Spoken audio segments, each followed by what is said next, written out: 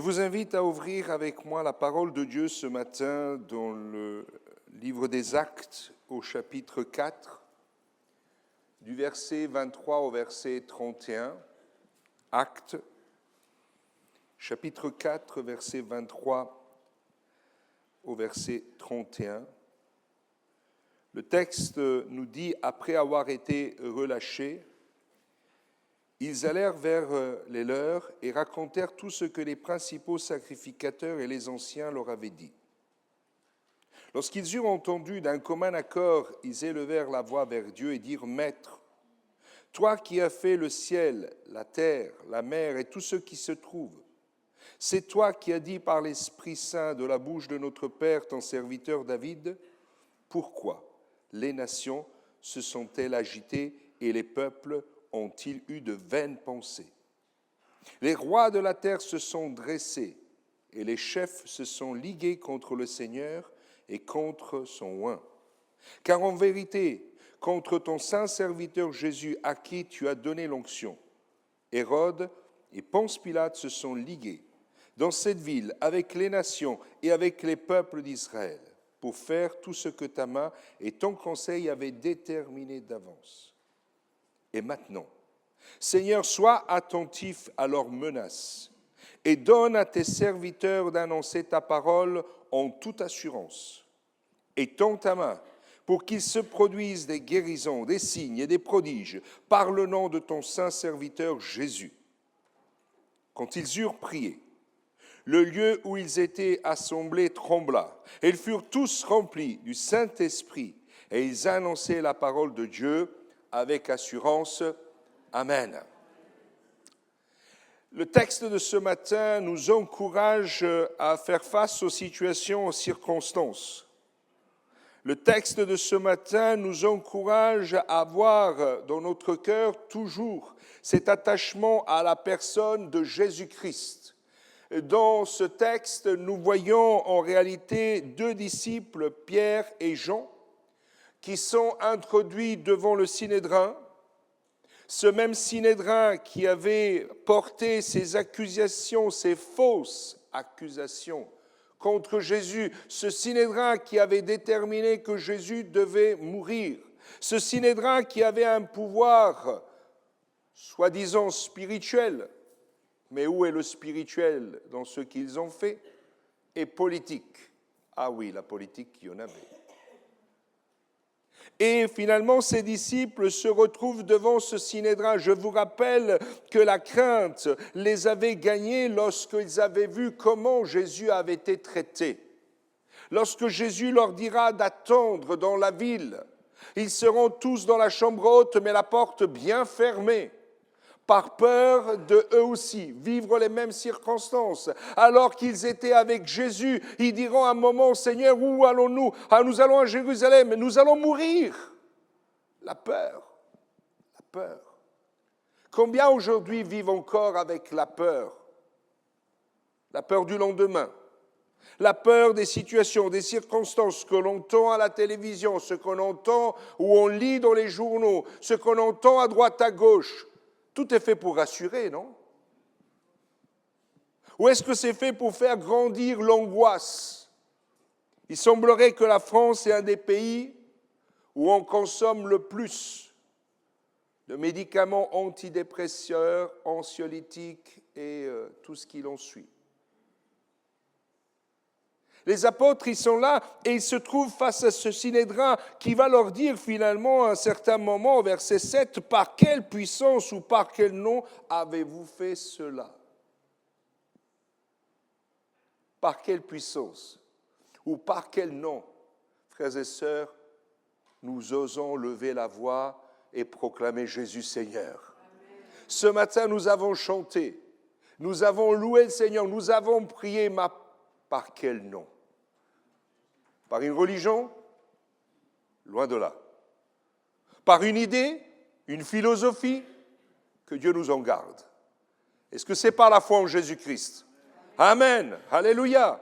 Alors oui, quand on est ensemble, on se sent bien, on est fort, on est ensemble, il y a l'unité, on s'encourage. Mais il y a un moment où après on rentre chez soi Et certaines choses qu'on a pu entendre, certaines choses qui ont été dites, peuvent tout à nouveau trouver un chemin pour nous troubler à nouveau. Une information, un résultat, des analyses, un échange, tout pourrait finalement nous troubler. Et dans ce texte, il nous est fait part de ces deux hommes qui vont finalement annoncer en disant « c'est par le nom de Jésus-Christ de Nazareth ». Sachez-le bien. Amen. Frères et sœurs, encore ce matin, si nous sommes dans ce lieu, c'est grâce au nom de Jésus-Christ. Parce que si Jésus n'avait pas accompli ce qu'il a accompli à la croix, notre rencontre, elle serait inutile. On ne serait pas là. Parce que, qu'est-ce qui nous amène là? Qu'est-ce qui nous a amenés de différents quartiers de la ville, voire même de la France, voire même de l'extérieur de ce pays? Si ce n'est le nom de Jésus, si ce n'est sa présence dans nos vies, si ce n'est sa puissance dans notre cœur et dans notre existence. Alors je voudrais vous encourager ce matin, toutes les paroles de foi que vous avez entendues, que ce ne soit pas juste le dimanche matin, mais que nous puissions à toute heure, à tout moment, nous rappeler qui est celui qui nous conduit. Et toutes les fois que nous nous retrouvons, ce n'est jamais pour faire plaisir à qui que ce soit, encore moins au pasteur. C'est à Jésus. Si cet après-midi vous êtes présent à l'évangélisation, ce n'est pas pour faire plaisir au pasteur. C'est à Jésus. Soyez là. Amen. Le texte nous dit que finalement, les disciples se trouvent face à des hommes qui ils sont dans la consternation. Mais de quelle manière, comment ces hommes peuvent nous parler comme ça? Ils n'ont même pas fait d'études. Et il dit le texte, ils les reconnurent pour avoir été avec Jésus. Est-ce qu'on est reconnaissable parce que nous marchons derrière Jésus? Non pas par une tenue vestimentaire, même si le Seigneur nous demande d'avoir une tenue digne. Il n'est pas question pour nous de nous exposer comme le monde le fait. Mais de la même manière, il est question pour être reconnu pour la manière de parler. Est-ce que les paroles de Christ sont celles qui sortent de notre bouche avec l'esprit qui va avec? Parce qu'on pourrait citer les paroles sans qu'il y ait l'esprit. Un jour, dans un petit village, il était question de faire une soirée lecture et ils avaient décidé que cela devait se produire dans la salle du culte de l'église. Et alors que là, il y a un écrivain bien connu qui va lire différents textes, tout le monde applaudit. Et alors, on lui demande de lire encore quelque chose. Et il dit, puisqu'on est dans une église, je vais profiter de vous lire un texte. Et il lira le psaume 23. Et à la fin de la lecture, tout le monde applaudira. Et après, dans le fond de la salle, il y avait l'ancien pasteur qui était à la retraite. Et on lui dit, pasteur, puisqu'on est encore dans l'église, voudriez-vous peut-être nous lire quelque chose? Il monte sur l'estrade et il relit le psaume 23. Mais à la fin, tout le monde pleure. Et alors cet écrivain va voir le pasteur, il lui dit, pasteur, expliquez-moi, parce que moi je lis le texte et tout le monde applaudit, vous lisez le texte et tout le monde pleure. Et le pasteur le regarde et lui dit, toi tu le lis, moi je le vis. Je crois qu'il est important pour nous de vivre la parole de Dieu. Lorsque le Seigneur te dit, ne t'inquiète pas, ne t'inquiète pas. Lorsque Dieu te dit avance, mon frère, ma sœur, avance. Lorsque Dieu te dit lève-toi, lève-toi, prends courage, fortifie-toi, dira Josué. Des moments où on est éprouvé, ça arrive à tout le monde. Josué était quand même un homme de guerre, 40 ans de combat. C'est pas un peu, non? Et quand Dieu lui dit maintenant tu vas succéder à Moïse, je peux comprendre qu'il avait les jambes qui tremblaient et qui jouait des castagnettes. C'était les genoux. La peur. Non pas peur de pas avoir peur, mais de dire, Seigneur, est-ce que je vais être capable? Est-ce que vous pensez que lorsque Dieu nous appelle, Dieu nous équipe. Qui le croit? Levez bien la main, n'ayez pas peur. Il est important pour nous de dire, Seigneur, si tu m'appelles, ça veut dire que tu vas m'équiper, tu vas me donner ce dont j'ai besoin. Seigneur, je te fais confiance. C'est une proclamation de foi. Mais vous vous rappelez que Pierre, en premier, c'était quelqu'un quand même que, face au questionnement, il avait dit « je ne le connais pas ». Et là, Pierre prononce « c'est dans le nom de Jésus de Nazareth ». Quel changement de vie, quelle transformation. Et alors ce texte nous amène finalement dans les murs du lieu où le peuple se rassemblait, le peuple de Dieu. Et il dit le texte qu'ils étaient ensemble et à un moment il leur raconte ce qui s'était passé. Et il dit au verset 24, lorsqu'ils eurent entendu d'un commun accord, ils élevèrent la voix vers Dieu. Je me suis dit, Seigneur, beaucoup de choses auraient pu sortir finalement de la bouche de ces hommes et de ces femmes. Parce que la peur aurait pu finalement les gagner. Ils venaient d'entendre quelque chose de terrible. Ils avaient vu comment Jésus avait été traité. Ils avaient vu comment ils avaient finalement agi envers des hommes et des femmes qui aimaient le Seigneur. Ils sentaient bien que la situation politique allait amener une persécution. Plus que jamais, on sent que la foi est persécutée, pas forcément de manière physique, mais morale, psychologique, voire même politique, oui. Parce qu'on nous dit, tu n'as pas le droit de parler de Jésus. Pourquoi? Pourquoi je n'aurais pas le droit de parler de Jésus? Il a sauvé ma vie. Il a changé ma vie. Alors oui, avec sagesse, bien évidemment. Mais si tu le fais, tu risques ceci. Si tu dis ceci, tu risques cela. Et là, on voit que finalement, ils dirent au peuple, voilà ce qu'il a été dit, ce qu'il a été fait. Et il dit le texte, et lorsqu'ils eurent entendu. Le psaume 141, verset 3, nous encourage à faire attention à ce qui sort de notre bouche. Regardez ce texte. Éternel, veille sur ma bouche, garde la porte de mes lèvres. Parce que face à la peur, on peut aussi finalement non plus prononcer des paroles de foi, mais nous laisser prendre par la peur. Répéter ce qu'on a entendu. T'as entendu? Il n'y aura plus de sucre dans les magasins. Et s'il n'y a plus de sucre, il n'y a plus de confiture. Et s'il n'y a plus de confiture, il n'y a plus de tartines le matin. Et s'il n'y a pas de tartines, mais comment on va faire? Parfois, on fait un lien direct sur plein de choses, et là, on fait un tableau, oui, catastrophique, et on regarde ce tableau, on regarde le problème, on regarde nos difficultés, et on se fige dessus. Ce qui m'a souvent interpellé dans la vie de l'apôtre Paul, c'est qu'il en a traversé des problèmes. Vous êtes d'accord avec moi? Est-ce qu'il s'est fixé sur les problèmes? Non, parce que le Seigneur a été là aussi pour l'encourager. Et lorsqu'il a vécu les problèmes, vers qui s'est tourné? Vers le Seigneur. Vers qui devons-nous nous tourner?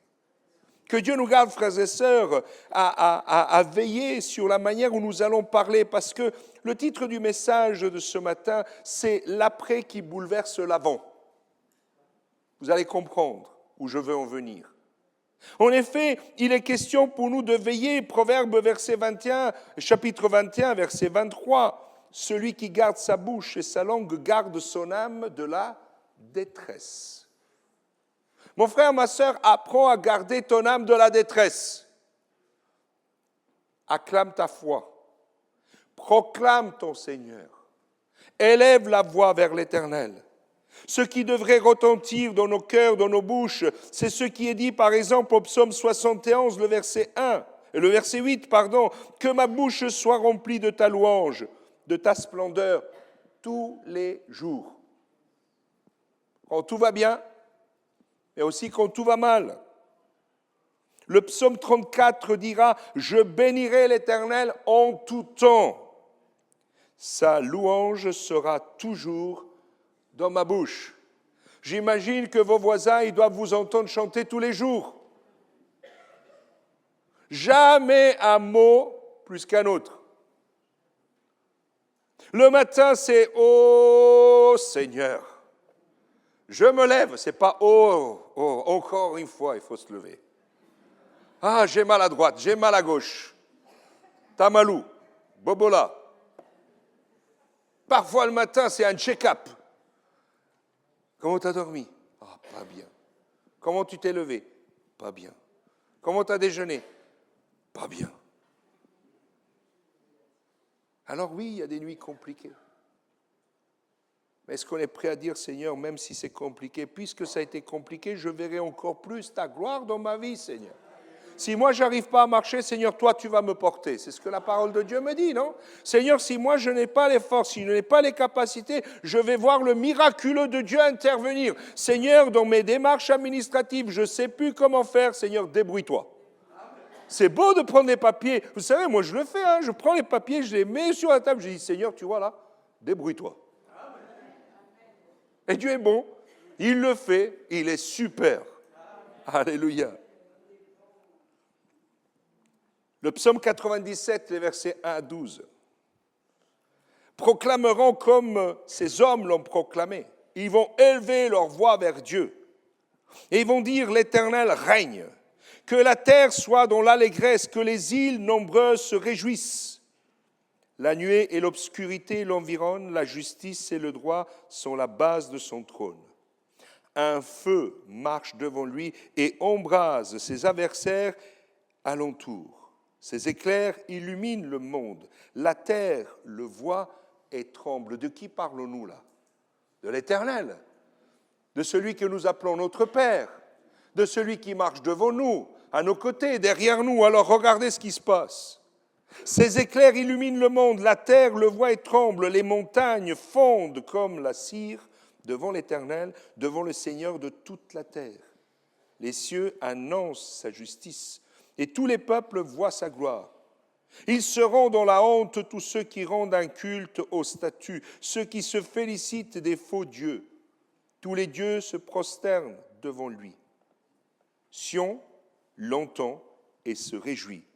Les filles de Juda sont dans l'allégresse à cause de tes jugements, ô Éternel.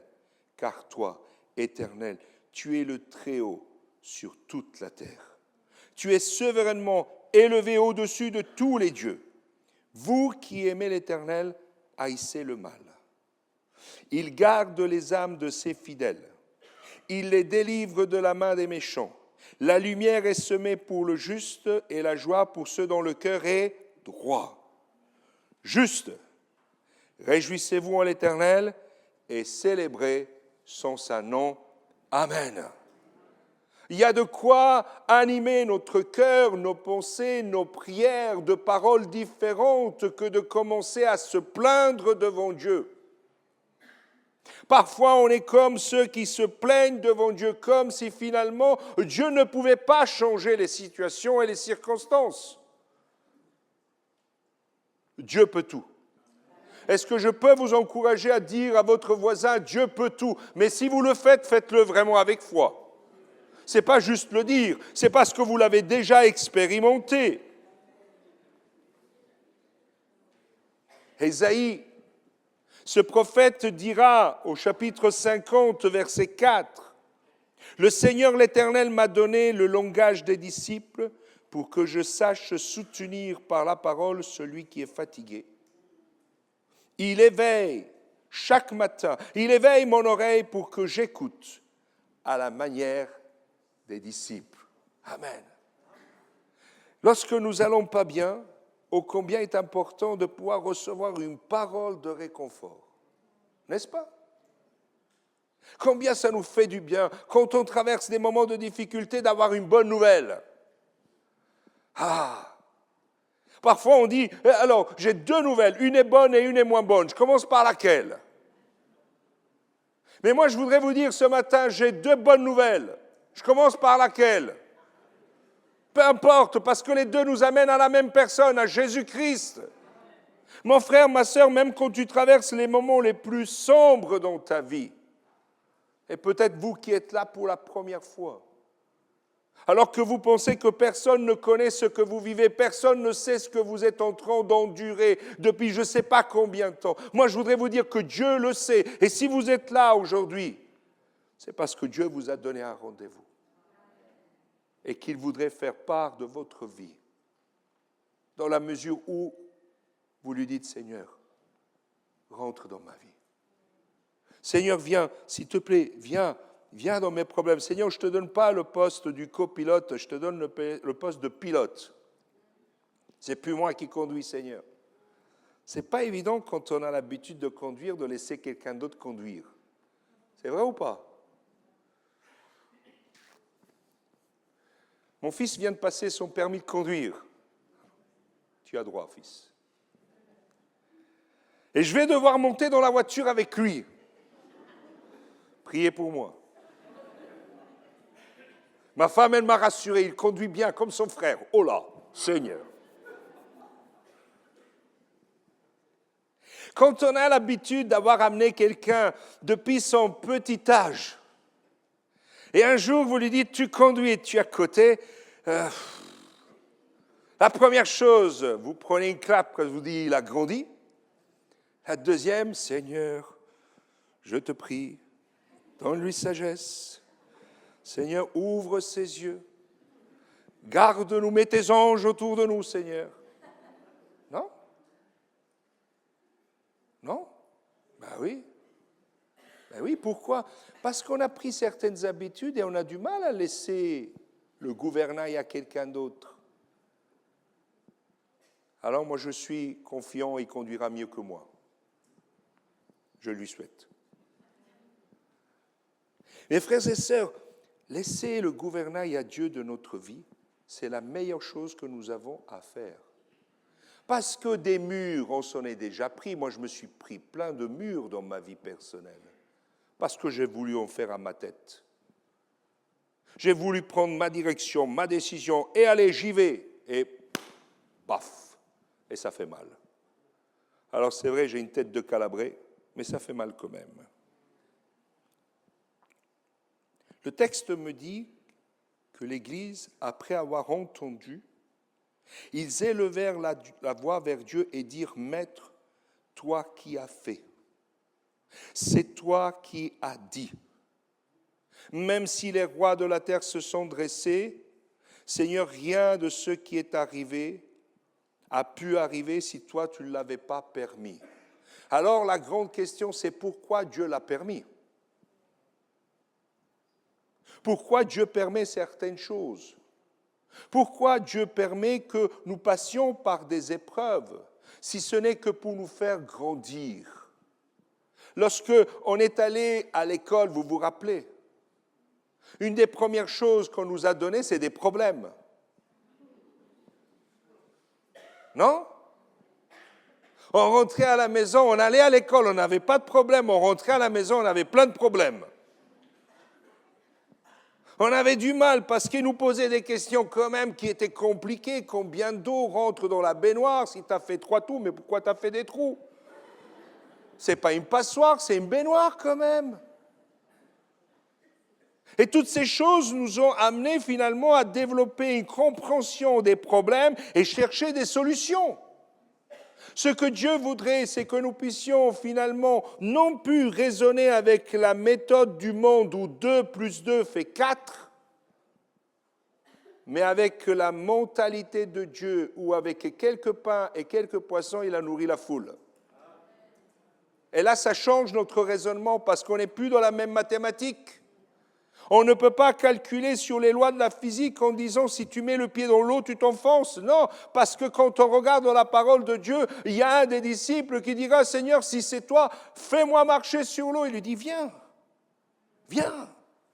Et qu'est-ce qui s'est passé? Il a eu le courage, il a eu l'audace. Et moi, je voudrais vous dire ce matin, soyez audacieux pour le Seigneur. Non pas pour aller marcher sur l'eau, mais pour vous dire, Seigneur, lorsqu'il y a un problème, donne-moi ta solution, Seigneur. Seigneur, fais-moi vivre quelque chose qui va me faire grandir avec toi, parce que Pierre est devenu cet homme que Dieu voulait, parce qu'il a accepté de passer par toutes les épreuves et les difficultés par lesquelles il est passé. Et les problèmes sont devenus finalement pour lui quelque chose où il s'attendait à voir la gloire de Dieu. Et regardez la réaction de ce peuple qui prie et dit, Maître, toi qui as fait toutes choses, qui a fait votre corps? C'est pas Dieu? Est-ce que Dieu peut nous réparer? Est-ce que Dieu peut nous restaurer? Est-ce que Dieu peut nous guérir? Moi, j'ai vu des personnes qui étaient en fauteuil roulant. Le Seigneur, il les a remis debout. Amen. Médicalement, c'est inexplicable. Il n'y a qu'un mot. Miracle. Miracle. J'ai vu des médecins être énervés. Sérieusement énervés. Excuse-moi, Jim. Il est où? Les médecins qui disent, j'ai fait un compte-rendu, c'est comme ça, c'est clair, c'est net, c'est précis. Et après, ils voient la personne se balader. Tranquillement, il va bien et il ne comprend pas. Pourquoi? Parce qu'il y a quelque chose qui est au-dessus de toute la logique. Alors 2 plus 2, ça fait toujours 4. Mais avec Dieu, ça peut faire bien plus que ça. Non?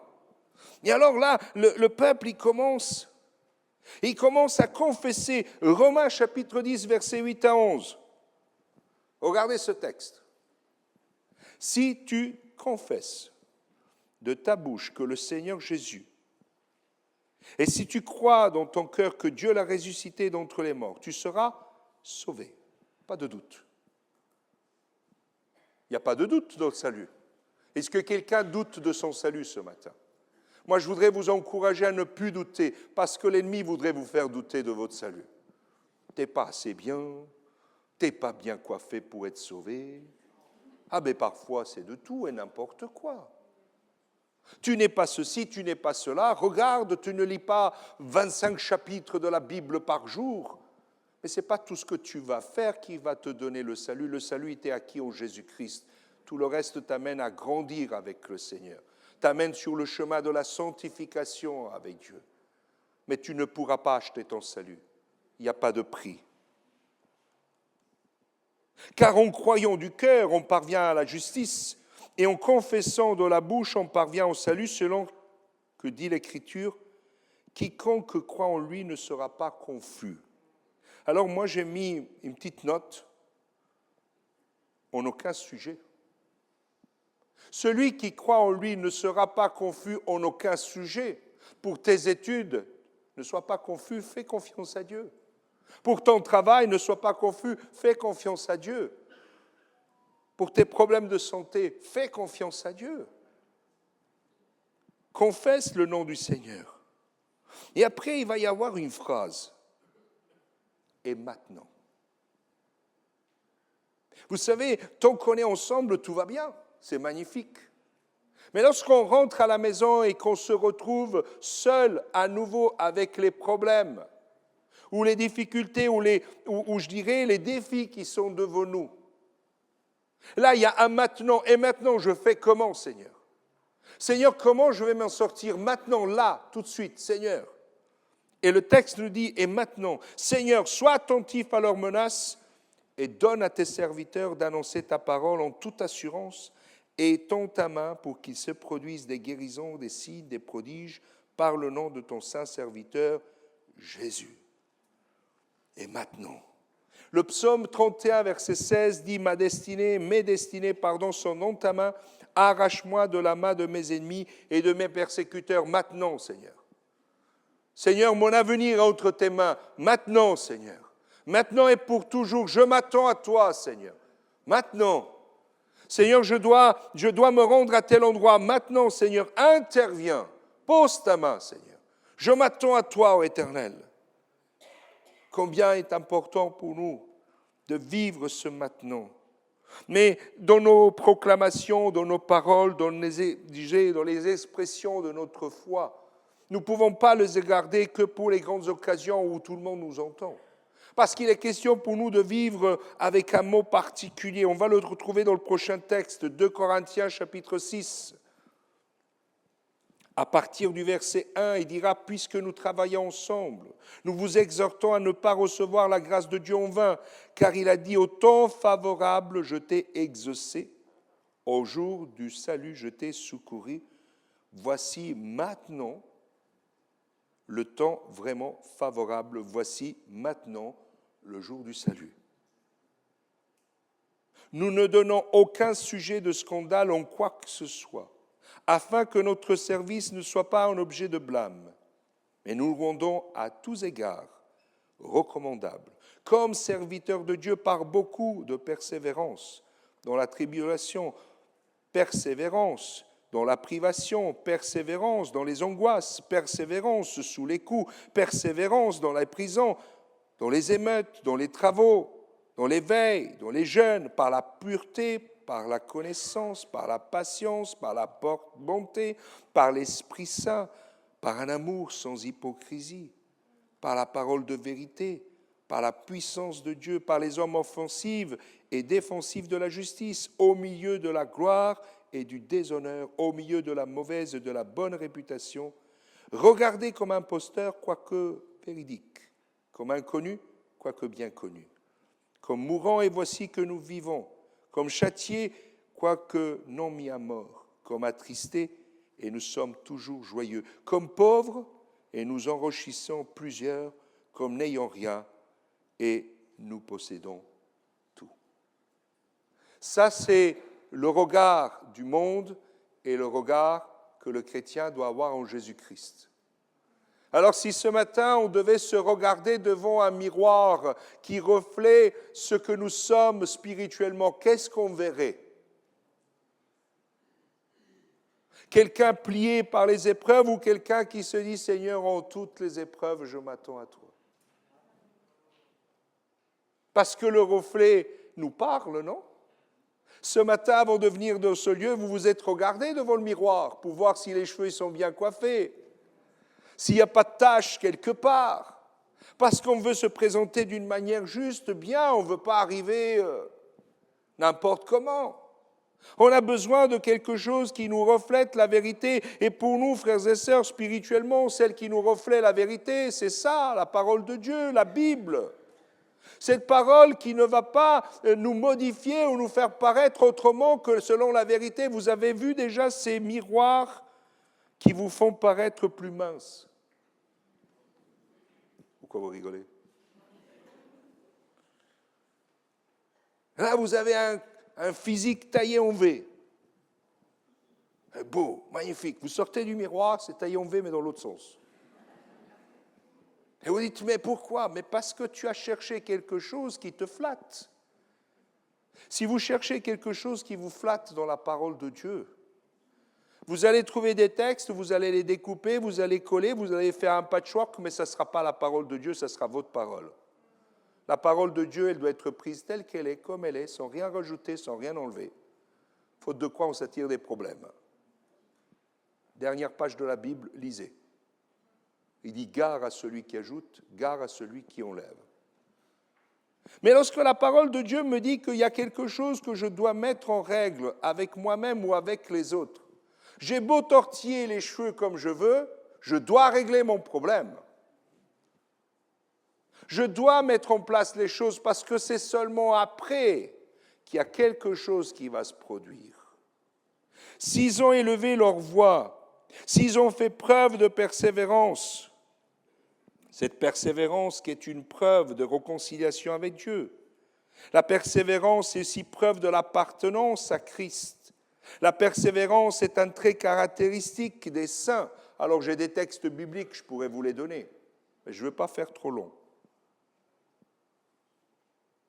Frères et sœurs, cette persévérance nous amène à un certain moment à dire « Seigneur, et maintenant ?» Et maintenant. Et le texte me dit « parce que ils étaient ensemble, parce qu'ils étaient unis, parce qu'ils étaient dans une attitude spirituelle, parce qu'ils n'étaient pas en train de chercher où s'enfuir pour se cacher des paroles qu'ils avaient été prononcées, par lesquelles on leur disait « vous ne devez pas parler de Jésus ». Il dit le texte, ils élevèrent leur voix et ils ont prié l'Éternel. Et le verset 31 dit, quand ils eurent prié, le lieu où ils étaient assemblés trembla et ils furent tous remplis du Saint-Esprit et ils annonçaient la parole de Dieu avec assurance. Ils ont pu faire appel à la force, la sagesse, la grâce, la bonté, la miséricorde de Dieu et ils ont dit, Seigneur, que la main du Seigneur agisse. Qui veut voir la main du Seigneur agir? Alléluia. Mais on doit régler tout ce qu'il faut régler, mettre en ordre tout ce qu'il faut mettre en ordre pour que rien ne fasse empêchement à cette communion, à cette relation, à cet véritable acte de foi que nous faisons, nous élevons la voix en disant, Seigneur, tu es maître de toutes choses. Tu es maître dans ma vie, Seigneur. Tu es maître dans mon couple. Tu es maître dans ma famille. Tu es maître dans l'Église. L'Église, elle t'appartient, Seigneur. Ce n'est pas à moi. Nous, on n'est que des pauvres et simples serviteurs. Et c'est très bien comme ça. Tout revient à Dieu. Tout appartient à Dieu. N'est-ce pas? Même la chaise où tu es assis. Ça appartient à Dieu. Ce n'est pas à toi, tu ne vas pas repartir avec. Oui, mais je l'ai acheté. Un jour, je suis arrivé dans une église et j'ai vu qu'il y avait les noms écrits derrière. J'étais interpellé. Et il me dit, asseyez-vous. J'ai dit, non, je ne peux pas, c'est la chaise d'un tel. Il dit, non, c'est lui qui l'a payé. Oui, mais si je m'assois, c'est comme si je lui volais sa chaise. Je l'ai fait exprès. Hein. Il dit, non, mais vous savez, c'est parce que c'est une donation. J'ai dit, mais si c'est une donation, pourquoi il y a son nom écrit dessus? Est-ce qu'on cherche à être reconnu ou est-ce qu'on fait quelque chose pour Dieu? On le fait pour Dieu, point la ligne. On ne cherche pas à avoir telle ou telle reconnaissance en disant « parce que je l'ai payé, ça m'appartient ». Non, parce que déjà, si tu l'as payé, c'est que Dieu t'a donné les moyens de le faire. Donc ça lui appartient. Tu peux faire ce que tu veux. Mais à un certain moment, il est question pour nous, frères et sœurs, de dire « Seigneur, nous désirons voir ta main et que par ta main se produisent des guérisons, des signes, des prodiges. Seigneur, étends ta main. » Est-ce que vous croyez que Dieu est prêt à étendre sa main? Est-ce que Dieu est toujours le même?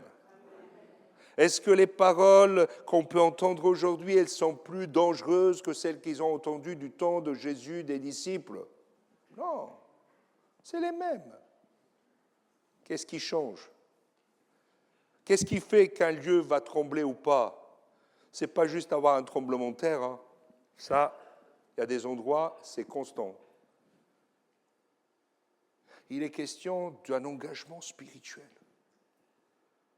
Et moi, je prie pour que, à chaque fois que vous faites appel à Dieu, dans votre prière personnelle, le lieu où vous êtes tremble spirituellement et que Dieu déplace les situations. Parce que vous soyez, qu'on le veuille ou pas, ce qui a été dit avant, ce qui a été fait avant, ce qui a été prononcé avant, est bouleversé par ce qui se passe après quand on se met en prière. Ils peuvent faire ce qu'ils veulent. Qu'est-ce qui s'est passé après? Dites-moi. Qu'est-ce qui s'est produit après? La parole de Dieu me parle de milliers de conversions. Nombreux miracles. La parole de Dieu se répandait, ils ne pouvaient plus arrêter. Amen. Ils allaient où ils allaient, ils annonçaient la parole de Dieu. Béni soit Dieu. Alors il y a un revivaliste, je ne me rappelle plus le nom, vous m'excuserez, vous chercherez, il y en a, ça vous fera de la bonne lecture. Il s'est marié. Il s'est marié et il dit à sa femme, écoute, tu m'attends ici, je vais nous chercher un logement. Sauf qu'en prenant la route à chaque village où il rentrait, on le reconnaissait, on lui demandait de prêcher l'évangile. Et à chaque fois, il y avait un réveil. Et donc, il reprenait son cheval, il partait au village d'après, on l'arrêtait, vous ne pouvez pas prêcher. Et il prêchait l'évangile. Un an après, sa femme, elle attendait toujours. Hein. Non, c'est sérieux. Il a dû envoyer quelqu'un avec une charrette la récupérer. Ça prouve la patience, ça prouve l'amour. Où sont les jeunes mariés? Imaginez, vous vous mariez et le mari part pour aller chercher un logement. Un an plus tard, il n'est toujours pas revenu. Alors j'imagine que l'épouse, elle est contente. Tout va bien, c'est normal. Il m'a oublié, mais c'est normal. Frères et sœurs, il y a des choses qui doivent encore se produire par l'annonce de l'Évangile. Moi, je m'attends à que le Seigneur vienne bouleverser toutes ces paroles qui ont été mises sur des familles pour les détruire. Que Dieu vienne bouleverser les résultats médicaux des médecins en disant « mais le Seigneur m'a guéri ». Êtes-vous prêts à voir ça? Est-ce que vous voulez voir ça? Que tout ce qui a pu être dit dans un but de stopper, d'arrêter, la parole de Dieu, d'arrêter la foi, d'empêcher la foi, que le Seigneur bouleverse tout. Amen. Mais tout dépend de notre attitude spirituelle. Soyons spirituels. Nous avons lu un texte tout à l'heure, peut-être on l'a lu trop rapidement, trop facile, mais il est question pour nous, aucun sujet de scandale en quoi que ce soit. Que le Seigneur nous donne, frères et sœurs, de nous relever et de nous dire, Seigneur, nous voulons glorifier ton nom en tout et pour tout. Et là où vous êtes, écoutez bien ce que je vous dis. Là où vous êtes, dans le travail où vous êtes, vos collègues viendront vous voir en vous disant, il y a quelque chose dans ta vie qui me bouleverse. Parce que même devant les problèmes, tu restes tranquille, calme. Dis-moi comment tu fais. Même dans votre quartier, les gens, quand ils auront un problème, ils vont frapper à votre porte. Est-ce que je peux vous parler ? Est-ce que c'est possible qu'on prenne un café ensemble ? Parce que je passe par là, mais je sais que vous aussi, vous avez eu des difficultés. Comment vous avez fait ? Ce n'est pas vous qui avez parté faire de l'évangélisation, c'est l'évangélisation qui vient à vous. Mais pour cela, frères et sœurs, il faut s'accrocher pleinement à la vision de Dieu pour notre vie. Dieu est capable de faire trembler beaucoup de choses. Il y a des années de cela, on a eu la joie de recevoir un frère qui nous disait que dans son pays, en Afrique, en Tanzanie, le président était venu voir l'église en lui disant, « Pasteur, nous avons besoin d'hommes et de femmes qui ne se laissent pas corrompre. Donnez-nous des chrétiens véritables. » Et le frère, il a dit, ben voilà, il y a tel frère, il y a telle sœur, et aujourd'hui, il siège au gouvernement. Le président de la République, il va régulièrement en disant, on sait que vous prêchez la vérité, mais on voit aussi les fruits. Imaginez demain si le gouvernement vient chercher ici des ministres. Michael, ministre de l'Instruction. Belly, les finances. Non ? Mais si c'était la manière de Dieu de redresser la barre de notre pays, et si Dieu voulait se servir de vous, non pas pour faire de la politique, mais être ces justes qui font briller la lumière de Christ dans leur pays. Que le Seigneur nous aide. Mais pour que nous puissions y arriver, frères et sœurs, nous devons être, oui aussi, cette Église qui, ensemble, demande au Seigneur et dit, Seigneur, maintenant,